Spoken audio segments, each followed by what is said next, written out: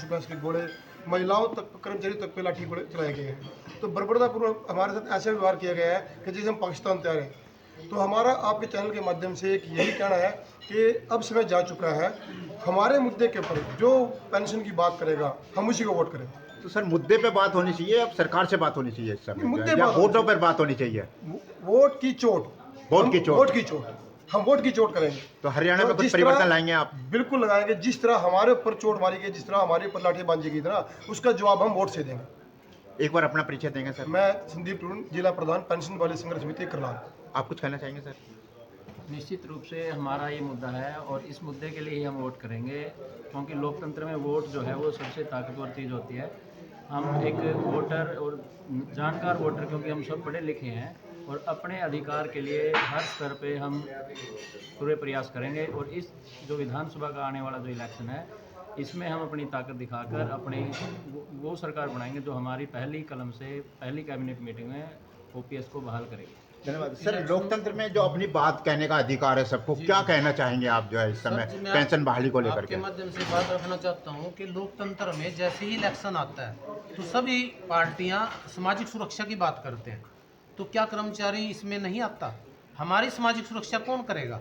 यहाँ एक बात और कहना चाहूँगा जो यहाँ मिस हुई है, सरकारी कर्मचारी हरियाणा में 58 वर्ष की आयु में रिटायर होगा, पेंशन शुरू करेंगे 60 साल की उम्र में। 2 साल क्या करेगा कर्मचारी? और पेंशन नहीं है, वो हमारी पैसे का ब्याज देंगे।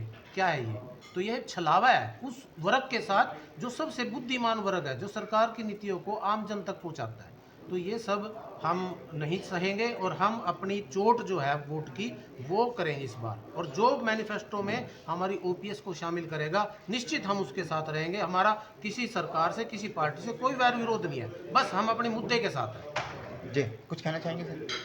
सर, ये लड़ाई एक आने वाली पीढ़ी के लिए है, सामाजिक सुरक्षा के लिए है, भविष्य के लिए है। इसलिए हर कर्मचारी इस लड़ाई को लड़ रहा है और अपनी वोट फॉर ओपीएस की मुहिम से सरकार को बदलने का, और एक ऐसी सरकार जो इस मुद्दे को, इस सुरक्षा को देगी, उस सरकार को लाने का प्रयास करेगी। सर क्या कहना चाहेंगे? लास्ट में मैं सवाल पूछना चाहूँगा, दूध दही का खाना कर्मचारी क्यों नहीं पेंशन के लिए माना?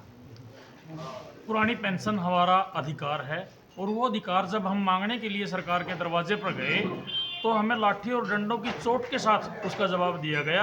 उसका जवाब हम अपने संवैधानिक अधिकार, जो भारत का संविधान हमें देता है, जो बाबा साहब अम्बेडकर ने हमें अधिकार दिया है, वोट की चोट से उसका जवाब हम देंगे। धन्यवाद सर।